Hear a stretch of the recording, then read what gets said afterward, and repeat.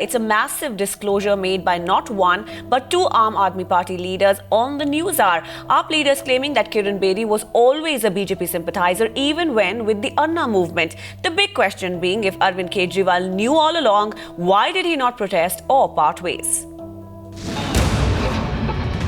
A movement that every Indian trusted would reduce rampant corruption in the country. A movement that galvanized millions towards one direction.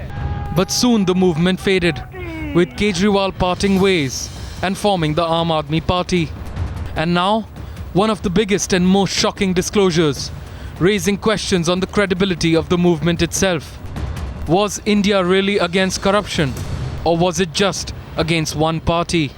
दो लोग प्रमुख थे जो बार बार कहते थे भाजपा पर हमला मत करिए, भाजपा के भ्रष्टाचार को मत बोलिए, खनन उद्योग जो हो रहा है मध्य प्रदेश में उस पर मत बोलिए, छत्तीसगढ़ पर मत बोलिए, सिर्फ कांग्रेस पर बोलिए।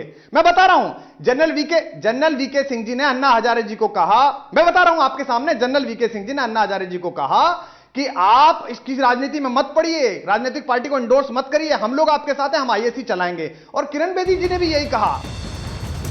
Two top Aam Aadmi Party leaders, a few days ahead of the elections in Delhi, making unexpected disclosures, claiming that Bedi convinced Anna and Kejriwal to go soft on the BJP and target the Congress. And many journalists, including me, had suspicion that there were certain elements, certain characters in the India Against Corruption movement who were sympathetic towards BJP or were moles of BJP. Ms. Bedi used to dissuade Arvind Kejriwal and others from making statements against BJP, for bringing out corruption of BJP out in the open. But why? After the shocking disclosure, Congress and BJP questioning Arvind Kejriwal on whether he gave in. This movement, which resulted finally in the Aam Aadmi Party and the Bharatiya Janata Party itself, I think they took the country for a ride. It's not just the people of Delhi, but all the true, the middle class and practically every citizen of India who wants to see corruption being brought to an end have been completely misled.